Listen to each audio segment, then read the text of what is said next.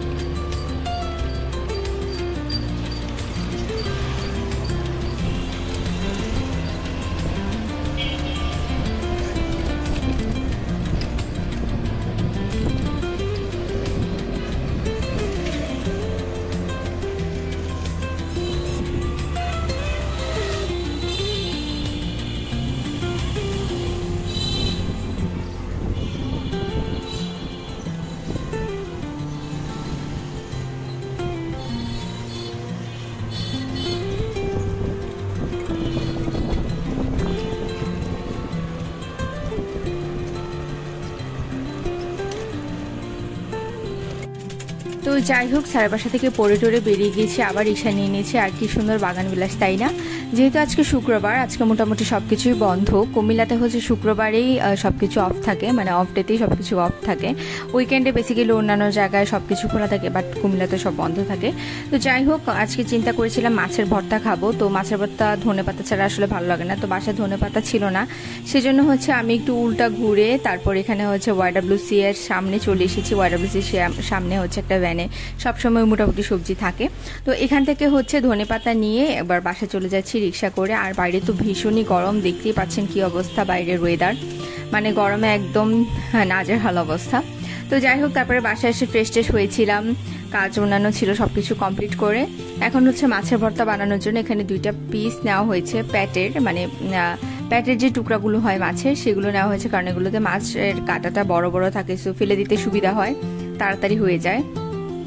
তো এগুলো আগে থেকে হচ্ছে ফ্রিজ থেকে নামিয়ে নর্মাল করে নিয়েছি, তারপর ভালো করে ক্লিন করে এখানে হলুদ আর লবণ দিয়ে ভালো করে মাছগুলোকে মাখিয়ে তেলে হালকা করে একটু ফ্রাই করে নেব, যেন একদম কাঁচা ভাবটা না থাকে, আবার শক্তভাবে ভাজি না হয়ে যায়। হালকা আস্তে ধীরে হচ্ছে নেড়ে চিড়ে একেবারে লো ফ্লেমে দিয়ে মাছটাকে ভেজে নেব, যেন একেবারে ভালোভাবে সিদ্ধ হয়ে যায় মাছটা ভাজার মধ্যে। তো তারপরে আমি মেখে এবার হচ্ছে প্যানের মধ্যে তেল দিয়ে নিচ্ছি। তেলটা একেবারে ভালো করে গরম হতে হবে, তা না হলে মাছ লেগে যাবে। তারপরও লেগে গিয়েছিল, কারণ অনেকদিন হবে এই প্যানটা ইউজ করা হয় না। প্যানের অবস্থা দেখেও নিশ্চয়ই বুঝতে পারছেন, কারণ অনেক দিন হয়েছে এটা ইউজ করা হয় না। যদিও আমি ভালো করে ধুয়ে নিয়েছি, কিন্তু তারপর সাদা সাদা হয়ে আছে। তো যাই হোক, তেলটা ভালো করে গরম হয়ে গিয়েছে, এবার মাছগুলো ছেড়ে দিলাম। এবার আস্তে ধীরে উল্টে পাল্টে নেড়ে চেড়ে নেবো। তো মাছগুলো হতে হতে আবার আমি কিনার দিয়ে সামান্য পরিমাণের পেঁয়াজ কেটে নিয়েছিলাম, সামান্য না মোটামুটি একটু পরিমাণে, আর হচ্ছে ধনেপাতা, 3টা শুকনা মরিচ পরবর্তীতে টেলে নিয়েছি, আর একটা কাঁচা মরিচকে মাঝখান থেকে ফালি করে দিয়েছি ছোট ছোট পিস করে, কারণ কাঁচা মরিচের ফ্লেভারটা যেটা সেটাও খুব ভালো লাগে। তো এই যে মাছগুলোকে ভেজে নিচ্ছি আমি একটু হালকা হালকা করে, হালকা হাতে নেড়ে চেড়ে ভালো করে মাছগুলোকে ভেজে নিচ্ছি।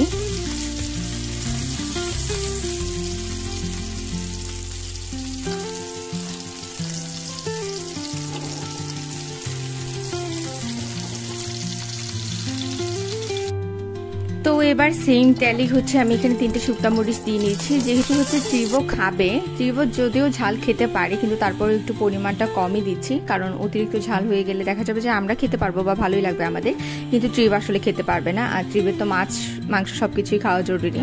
আর ত্রিভ হচ্ছে ডিম এবং মাংসটা যাও একটু খায় বা খেতে পছন্দ করে বা মাঝে মাঝে খায়, মাছটা একদমই খায় না, সে কিভাবে যেন বুঝে ফেলে। আবার ডিম সিদ্ধটাও খেতে চায় না, ভাজিটা যদিও খায়। তো এভাবে করে হচ্ছে মাছ বা ডিম ভর্তা করে দিলে সে ভালোই খায়, ভালোই খায় বলতে পছন্দ করে, অ্যাটলিস্ট হচ্ছে দিনে একবেলা হলেও খায়। তো সবকিছু মিলিয়ে আমাদেরও খেতে ইচ্ছে করছিল মাছের ভর্তা, ত্রিবের জন্য করে নিচ্ছি। তো শুকনা মরিচগুলোকে আমি তেল এখানে দিয়ে নিলাম, আর এখানে পেঁয়াজ কুচি দিয়ে নিয়েছি। এখানে একটা বড় সাইজের পেঁয়াজই দিয়েছি কিছুটা পরিমাণের। তারপর হচ্ছে লবণ দিয়ে নিলাম। সর্ষের তেল তো মাছ দিতেই হবে।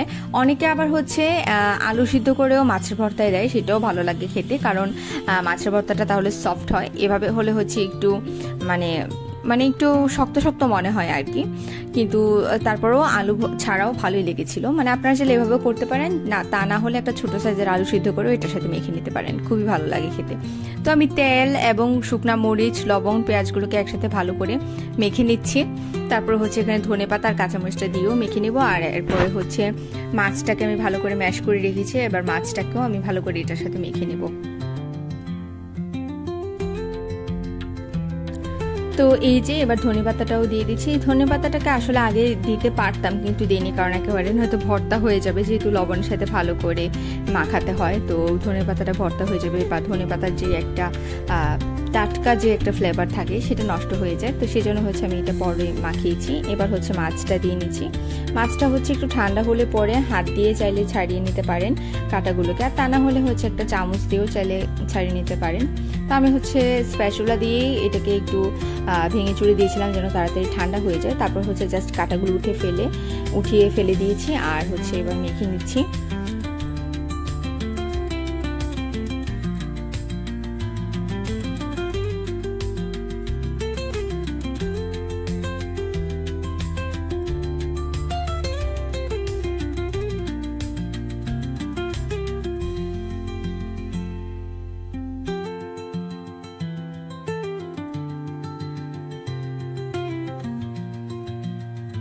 তো এই তো ব্যাস আমার মাছের ভর্তা রেডি। তারপর হচ্ছে আমরা সবাই মিলে ভাত টাত খেয়ে নিয়েছিলাম, আর সবাই হচ্ছে মোটামুটি ওই রুমে, কারণ আজকে একটু গরম আছে তো এসির নিচেই সবাই আছে।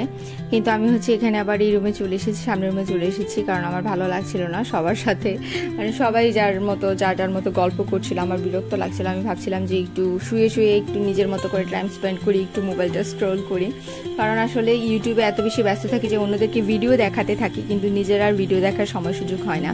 আর আরেকটা জিনিস হচ্ছে, যারা ইউটিউবিং করেন বা করতে চান তারা হচ্ছে অলওয়েজ ট্রেন্ড ফলো করার চেষ্টা করবেন, যে বড় বড় যারা ব্লগার আছেন, যারা অনেক দিন থেকে ব্লগিং করছেন, তারা কিভাবে কি দিচ্ছে না দিচ্ছে, কিভাবে তারা মানে নতুন নতুন আপডেটগুলো আপনারা তাদের কাছ থেকে পাবেন। সো সেরকমই ভেবেছিলাম একটু রিসার্চ করবো, সেজন্য চলে এসেছিলাম। কিন্তু আসার পরে হচ্ছে আমি কিছু রিসার্চ করতে পারিনি, আমি গরমের মধ্যেই ঘুমিয়ে পড়েছিলাম, এত টায়ার্ড ছিলাম।